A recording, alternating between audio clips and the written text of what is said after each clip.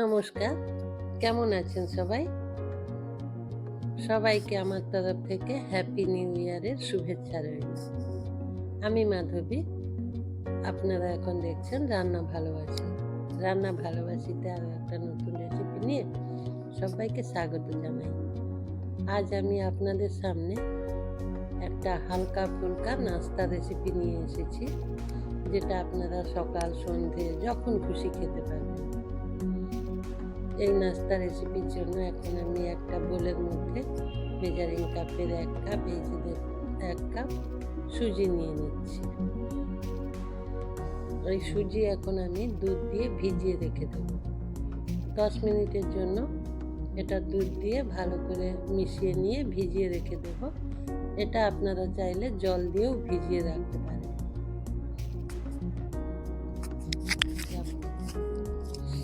জল কিংবা দুধ যাই ব্যবহার করি না কেন, সেটা ভালো করে সুজির সাথে মিশিয়ে নিয়ে এইভাবে একটু সুন্দর করে ঢেকে 10 থেকে 15 মিনিট রেখে দিতে হবে। তাতে সুজি এই জল বা দুধ এটা টেনে নিয়ে আরও ঘন হয়ে আসবে। তখন প্রয়োজন হলে আমি এখানে আরও জল কিংবা দুধ ব্যবহার করব। এখন আমি আরও একটা বোল নিয়ে নিলাম, আর একই মেজারিং কাপের 1 কাপ চিড়ে নিয়ে নেব। এই যে দেখুন, এই রেসিপিতে এই পাতলা চিড়েটা ব্যবহার করবেন।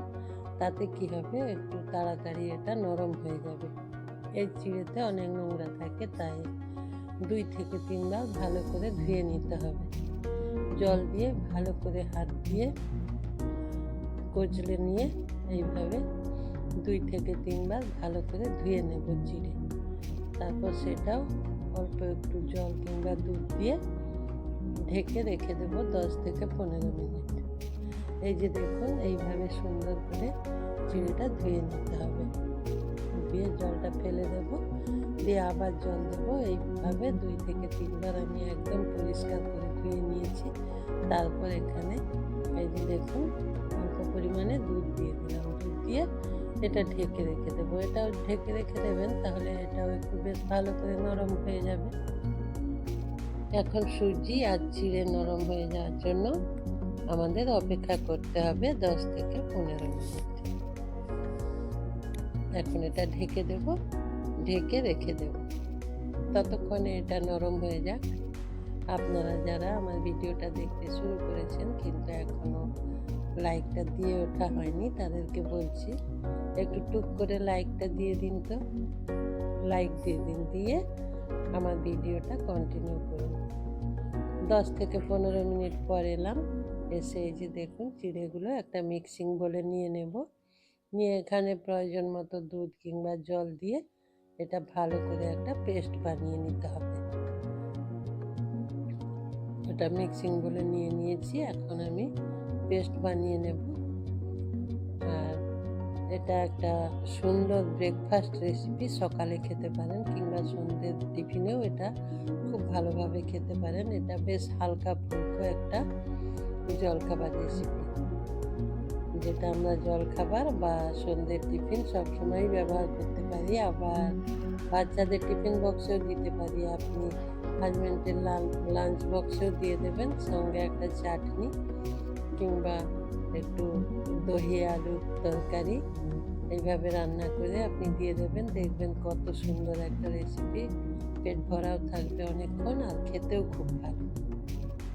এদিকে আমি চিড়েটা ভালো করে পেস্ট বানিয়ে নিয়েছি। এখন সুজিও ওই মিক্সিং বোলের মধ্যে দিয়ে দেব, দিয়ে একটু জল দিয়ে দেব, দিয়ে সেটাও একটু ভালো করে পেস্ট বানিয়ে নিতে হবে। একটু জল দিয়ে দিলাম, দিয়ে চলুন আমরা এটা একটু পেস্ট বানিয়ে নিয়ে আসি। আপনারা যারা আমার ভিডিওটা দেখছেন, যদি চ্যানেলটা সাবস্ক্রাইব না করা থাকে তাহলে প্লিজ চ্যানেলটা সাবস্ক্রাইব করে দিয়ে আমার পাশে থাকুন। আর ডান দিকে থাকা বেল আইকনটা প্রেস করে দেবেন, তাহলে আমার রান্নার সমস্ত নোটিফিকেশান আপনি পেয়ে যাবেন। এই যে সুজির মধ্যে একটু জল মিশিয়ে সেটা পেস্ট করে নিয়ে আসবো। ওটা যখন হয়ে যাবে তখন নিয়ে এসে এই চিড়ের মধ্যে ওই সুজির পেস্ট একসাথে মিশিয়ে নেব।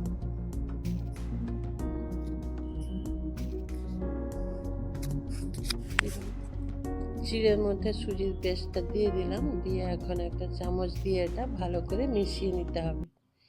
এটা একটা ঘন ব্যাটার তৈরি করব, খুব পাতলা হবে না, আবার খুব বেশি ঘন হবে না। পরিমাণ মতো নুন দিয়ে দিতে হবে, নুন দিয়ে এটা ভালো করে আবারও মিশিয়ে নিতে হবে। এর মধ্যে আরও একটু জল কিংবা দুধ ব্যবহার করতে হবে, কারণ এটা একটু বেশি ঘন হয়েছে। এত ঘন হবে না ব্যাটার, আর একটু পাতলা হবে। আবার যেটা আমরা প্যানকেক বানাই একটু পাতলা করে, সেরকম বেশি পাতলাও হবে না, আবার খুব বেশি ঘনও হবে না। নুন দিয়ে দিয়েছি, এখন ওটা ভালো করে মিশিয়ে নিতে হবে। অল্প পরিমাণে জল দিয়ে দিলাম, মিক্সির বাটি ধুয়ে জলটা দিয়ে দিলাম। এখন ওটা ভালো করে মিশিয়ে নেব নুন আর জলের সাথে। আর এখানে আছে চিড়ে আর সুজির পেস্ট, সেটা ভালো করে মিশিয়ে নেব।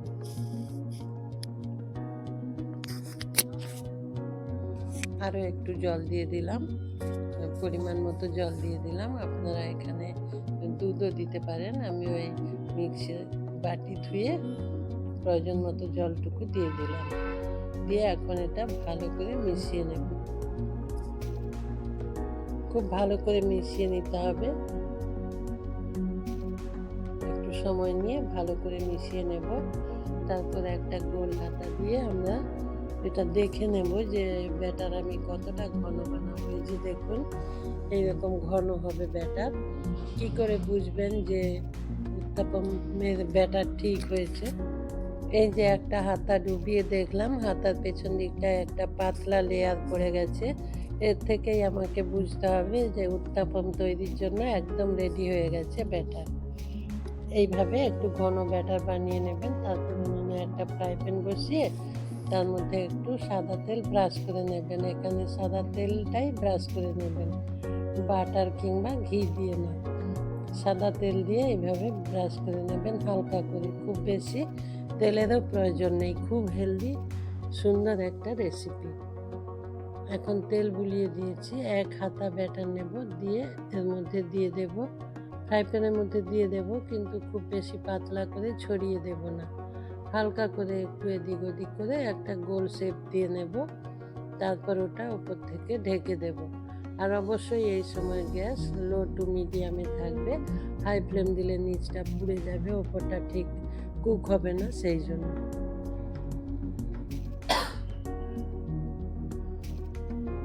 ওটা ঢেকে দিলাম, ঢেকে দিয়ে 2 থেকে 3 মিনিট রেখেছিলাম। তারপর ঢাকা খুলে ওপর থেকে ধনে পাতা দিয়ে দিলাম, কুচনো ধনে পাতা কিছুটা দিয়ে দিলাম, দিয়ে এটা হালকা করে আস্তে করে উল্টে দেব।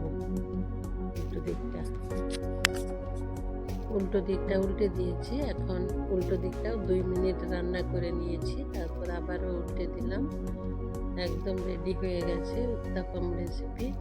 উত্তাপম রেডি হয়ে গেছে। এটা দেখুন কত সুন্দর হয়েছে, একদম নরম নরম তুলতুলে একটা রেসিপি। এটা বাচ্চাদের দিলে খুব বাচ্চারা খুশি হয়ে এটা খাবে। যে কোনো চাটনির সাথেও এটা পরিবেশন করতে পারেন, কিংবা দহি আলু দিয়েও খুব বেশি ভালো লাগে। আবারও এক হাতা দিয়ে দেব। এই যে দেখুন, এরকম ছোট ছোট গোল গোল সাইজের বানিয়ে নেবেন। এটা ফ্রাই প্যান বেশি ঘুরিয়ে এটা পাতলা করে নেব না, খুব পাতলা হবে না, এটা একটু মোটা দেখতে হবে, মোটা আর নরম। দেখুন আবার দিয়েছি, আবারও একবার ঢেকে দেব। তারপর 2-3 মিনিট ঢেকে রাখার পর আবার ঢাকা খুলব, খুলে আবার উপর থেকে একটু ধনে পাতা ছড়িয়ে দেব। কত সুন্দর জালি জালি হয়েছে দেখুন, জালি জালি নরম নরম উত্তাপম রেসিপি। আপনারা এইভাবে বাড়িতে বানাবেন, সকালবেলা জলখাবারের চিন্তা বেশি করতে হবে না, এগুলো খুব সহজে অল্প সময়েই রেডি হয়ে যাবে। এইভাবে বানাবেন আর পরিবারের সবাইকে দেবেন, সবার জন্য এটা খুব হেলদি একটা রেসিপি, বয়স্ক বাচ্চা সবাই খেতে পারবে। আপনারা বানাবেন, আর রেসিপি যদি ভালো লেগে থাকে কমেন্টে আমাকে জানাবেন, আর বন্ধুদের সাথে শেয়ার করবেন, আর অবশ্যই একটা লাইক দিয়ে দেবেন, আর আমার চ্যানেলটা সাবস্ক্রাইব করে আমার পাশে থাকবেন। আবারও একটা বানিয়ে নিলাম, এখন আমি সার্ভ করে নেব। আপনারা যারা আমার সঙ্গে ছিলেন সবাইকে আমার অসংখ্য অসংখ্য ধন্যবাদ আমার পাশে থাকার জন্য।